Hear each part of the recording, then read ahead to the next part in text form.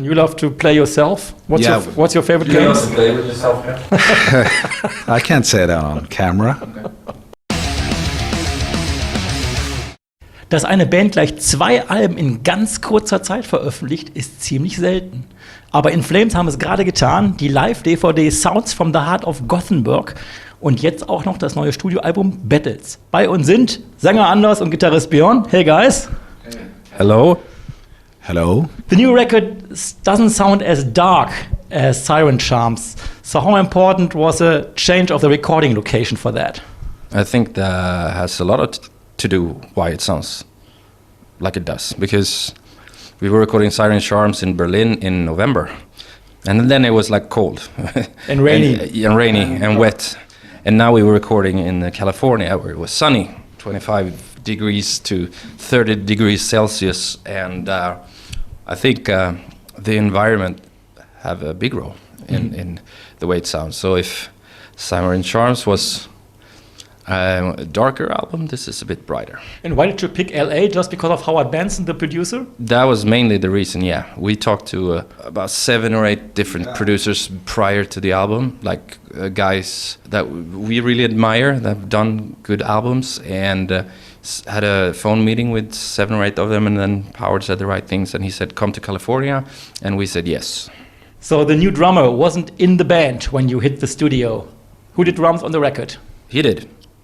He did, okay. The thing is, we went to the recording of this album with the intention that we will get a guy later. You know, it's like there's so many studio musicians in LA that can record his stuff anyway.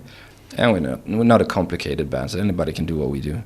So he was in the studio, like recommended by Howard, and he was helping us out with some programming before, and he said, "Can I? I'm here. I can play." And we were like, "Sure, you can try.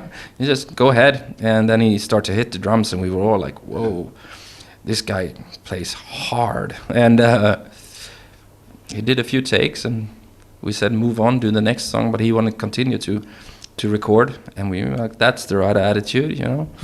And then we had to take a few beers with him to understand the guy behind the drumsticks, and he was an all cool guy. And after the whole recording, it's like, "You recorded this album, do you want to be part of this band?" And he said, "Yeah."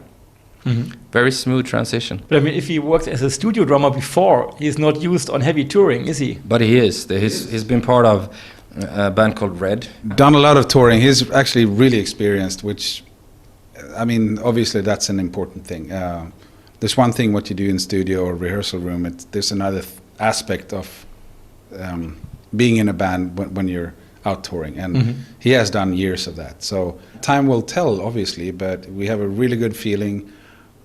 His abilities is like the last thing we worry about. So socially we'll find out soon, but he's an awesome guy. Daniel left the band for family reasons, but he started his little brewery as well. So did you try his new beer already? Yep, I did. I tried 2 different ones. Really good stuff. He's like Anders, really passionate about not only beer, but beer in particular, and really good at that stuff. So he studied a lot, as far as I understand, the last year or so, about hops and the processes and everything. And I tried 2 of them. How about you? No, I haven't tried it. I think so far it's been very small batches. So it ends up at their bar, and then it just that's where it stays. I know he has a few local bars in Gothenburg, but he hasn't reached my end of the country just yet. I think he will have success. Like anything he do, he's very determined and dedicated. So yeah. And you're an expert yourself, right? If I'm an expert, Yeah. I'm an expert in many fields. I can vouch for that. Yeah, but I do. No, I wouldn't call myself an expert. I have a good time doing nice experiments with the brew, but no, I like beer. That pretty much sums it up. That's awesome. No, but I do dwell in that field, and I've released a couple, you know, and I love to do. It's a lot of fun, you know, but it's my main priority in life. I do that because I love it, and it has a good time, and it sort of reminds me of the music that we do. You know, I work with ingredients like hops and malt, barley, and water and yeast. We work with heavy metal riffs and trying to compose something good as well. So yeah. So without Daniel, plus recording in the States, I guess there's no more Naked Wednesday. No, I think the Naked Wednesday is left. The fact that it brings up like all the important stuff about our, like musical abilities, our plans for the future. I think Daniel buried Naked Wednesday a few years back already, to be honest. Okay. And I think that's his field and his expertise. Well, after the recording, you flew back to Los Angeles for Activision. What did you do there? Actually, we've had songs in Guitar Hero, and so we've known the guys for quite some time, and they had this big release of some Call of Duty games, and a big sort of event in a way, and they asked us if some of us wanted to come over and hang out and try the new games and new technology and see some e-sport events, games that was going on. It's not like a festival, but it's almost like a huge rock show. When these famous YouTubers and gamers walked past the audience, the whole audience screamed. That's 15,000 people recognizing one guy in a cap and a backpack.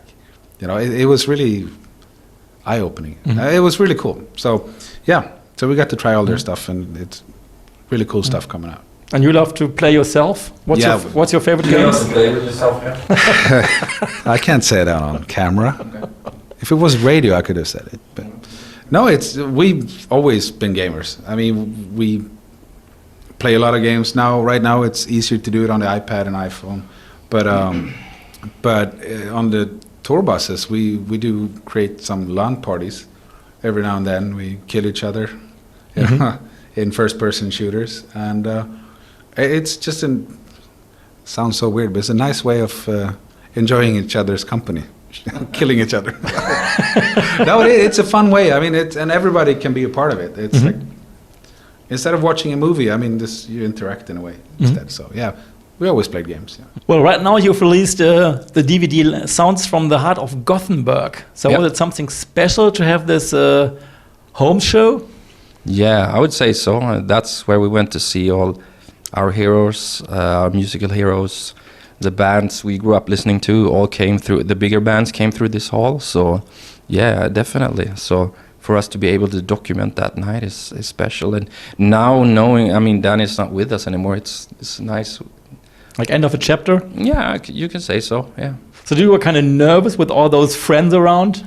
I don't get nervous before a show, but I don't like when there's like, I'm sorry, all my friends, I love you all, but when they are in my dressing room before the show, or when people everywhere there or just come in to take all my beers away. There it is. You heard it here first. That's the main point, right? Yeah. No, but I mean, space. Yeah, but you need some space, and it's playing in your hometown. It's like a party for a lot of people. I do get nervous before shows, and especially we are different in the way. I mean, I'm not getting nervous. You get nervous. I do. I want to have my space. You want to have as much people as possible. Well, not as much as possible, but I find it nice and comforting to have friends around. I have a huge family, so and when they invade, it's like locusts like this, and I understand why you just want to be by yourself, but we try to make it work. To point out there's nothing against Gilot family. I just want to say that. Yeah, they would understand. They know you well enough. Since this venue is the size it is, there's a lot of dressing rooms, so we can sort of, channel the In Flames clan into one room where there's beer, and then you can channel other, friends and families to other rooms, and it's just a practical thing, but. I think before most shows, you tend to like your privacy in a way, to get fired up and get going. Either headphones on and a whiskey, or separate room blasting music. It's just your way of preparing for it. Me and Nick, we usually spend an hour and a half playing guitar together before the show. Because so annoying. Yeah, he kind of hates that, But for us, it's the sort of ritual we have before show. You got a killer sound. It's pretty rough.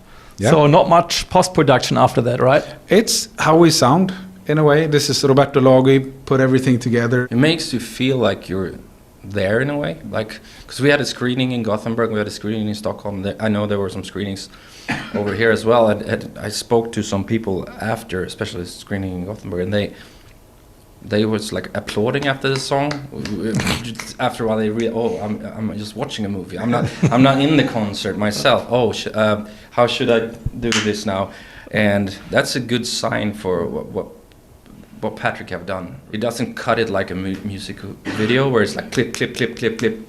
He'll let you lean a little bit on a person and then moves on to the next one. And a lot of shots from the audience. You can see how happy they are, like that they feel it. And I mean, I hope people can see as well how happy we are. Like, we really enjoy being here and doing what we do. So it's a good document. Battles in der zertifizierten Limited Edition mit CD, Doppel-LP, Slipmat, Sticker, Foto, Poster und Beanie. Sowie weitere Alben, DVDs, Blu-rays, Shirts, Hoodies, Schweißbänder und Schuhe von In Flames gibt es natürlich bei EMP. Klickt einfach auf den Link unten in der Beschreibung.